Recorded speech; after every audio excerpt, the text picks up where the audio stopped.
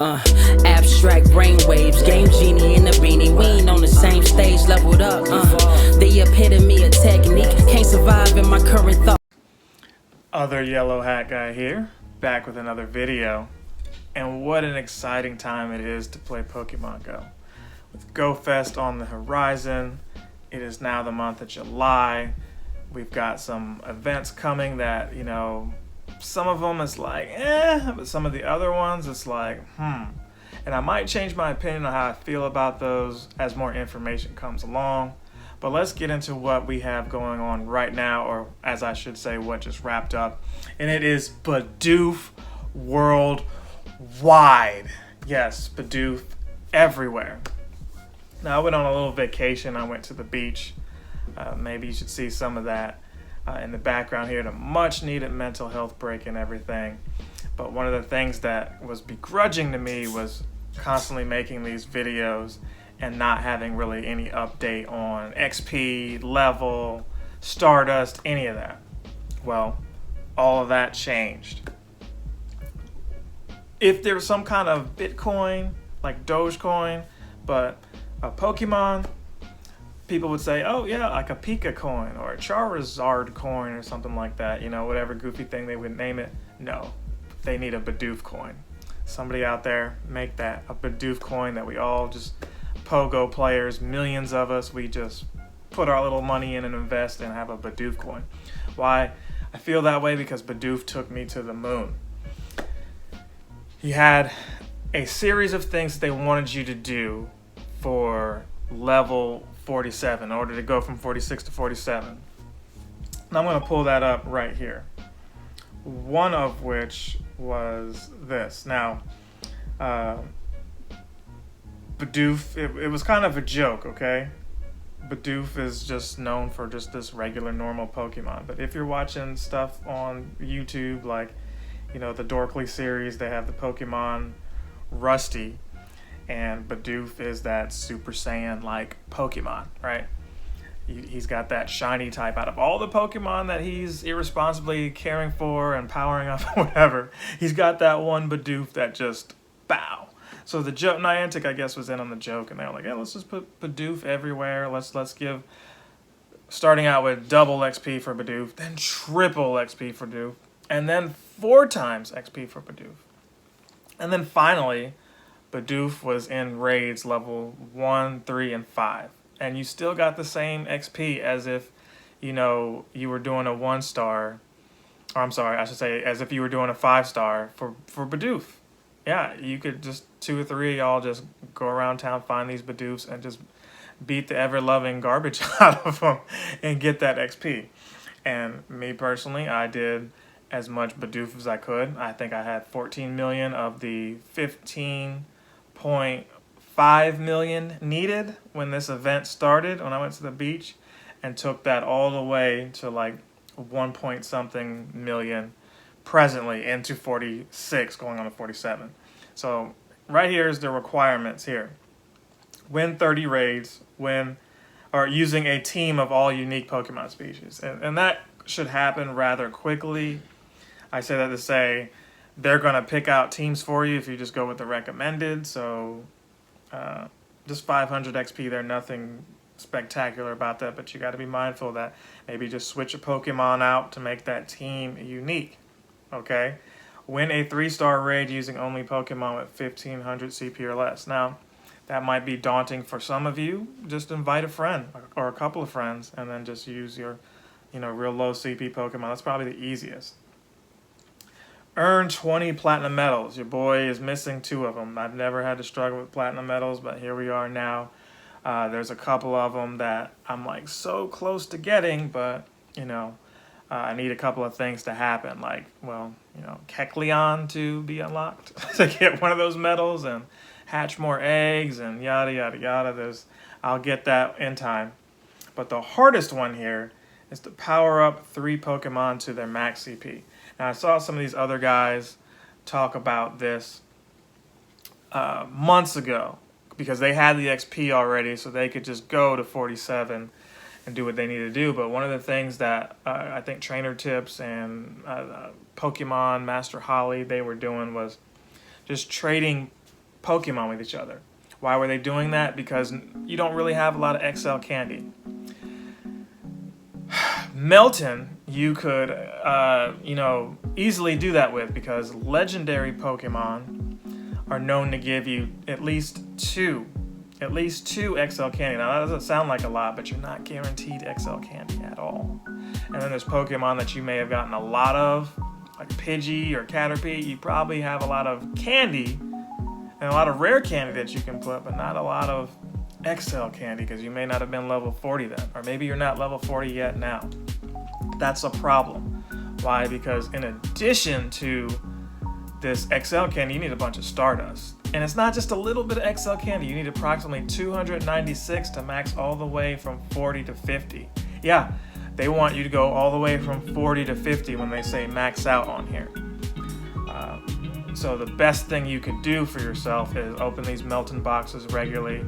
Hopefully trade with a lucky friend so you can reduce the hit on Stardust. I did get 7 million Stardust. However, maxing Bidoof all the way up to level 50 cost me about 500,000 Stardust, because I was eager to do it instead of just trading with a lucky friend and maybe I'll only spend 100,000 Stardust. That's the price you pay for trying to rush or whatever, but this pick is outdated. I've got 2 of the 3. I need maybe 90 more for Pidgey, XL candy wise, and maybe I can get a lucky one. So what I'm going to try to do is maybe do some more Melton boxes, since Melton is a legendary and you're guaranteed 2. Hey, I get 30 Meltons, that's 60 there. I'd do another one, that's another 120.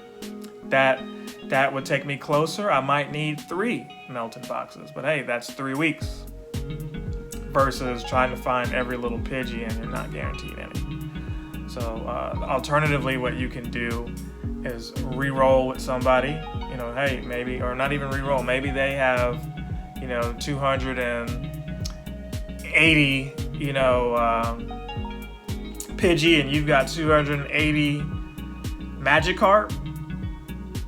You go ahead and get it a little bit higher for one of yours, and then they get it higher for one of theirs, and y'all just switch, and then boom.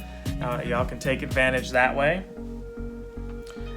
There's just a lack of XL candy, and you can get these rare, you can turn your rare candy into XL candy, but it takes 100 rare candy to get just one XL candy.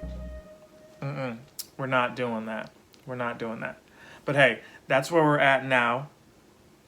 But we're going to get there when we get there. It's 18 million now, and you need approximately 82 million to get to 46. So what this is telling you is to get to 47, you need 100 million XP. And I believe when it's all over with, it's like over 190 or 180 at least million XP.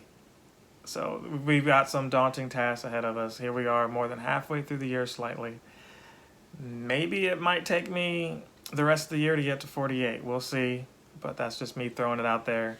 Maybe they come up with more Bidoof-like events, but that was fun for what it was. I said I would never grind like that anymore, but they gave me an opportunity and I took it. So what else was going on with this Bidoof? Well, they also unlocked a shiny, okay? So your boy did get quite a few, I won't say quite, but your boy did get a few of those. So I was happy about that because,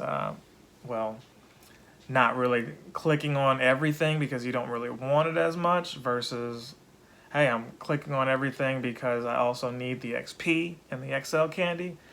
It increased the odds of me getting one of these because it wasn't about using the gotcha, not this time.